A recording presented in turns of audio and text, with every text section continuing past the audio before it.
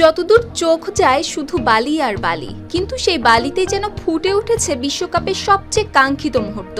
৮ foot উঁচু বিশ্বকাপ trophy, 2 finalist Argentina, স্পেনের পতাকা আর ফুটবলের জীবন্ত কিংবদন্তি লিওনেল মেসির মুখচ্ছবি আঁকা হয়েছে এখানে।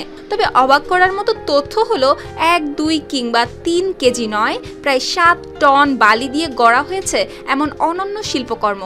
বিশ্বকাপ ফাইনালের আগেই ভারতের পুরী সমুদ্র সৈকত যেন হয়ে উঠেছে ফুটবলের সবচেয়ে বড় উৎসবের আরেকটি মঞ্চ।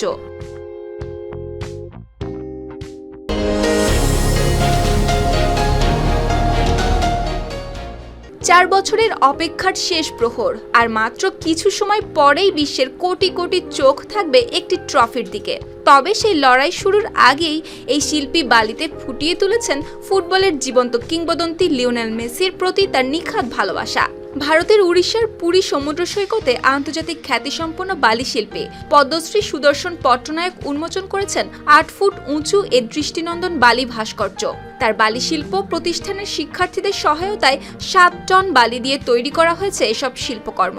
এতে স্থান পেয়েছে বিশ্বকাপ ট্রফি, আর্জেন্টিনা ও স্পেনের জাতীয় পতাকা এবং লেখা হয়েছে ফিফা বিশ্বকাপ ২০২৬ ফাইনালের জন্য শুভকামনা। তবে এই শিল্পকর্মের সবচেয়ে আকর্ষণীয় অংশটি হয়েছে লিওনেল মেসিকে ঘিরেই। মূলত ভাস্কর্যের পাশেই তৈরি হয়েছে তার প্রতিকৃতি, যেখানে লেখা হয়েছে উই লাভ মেসি।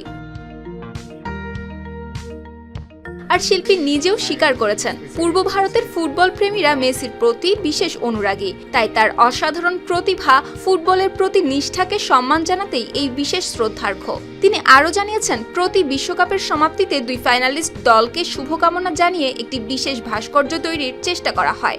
এবারের ৮ ফুট উঁচু বিশ্বকাপ ট্রফিটিও সেই শুভকামনারই প্রতীক। আর তার মতে, ফাইনালে পৌঁছানোর জন্য আর্জেন্টিনা ও স্পেন 2 দলই অসাধারণ ফুটবল খেলেছে এবং উভয় দলই এই সম্মানের যোগ্য।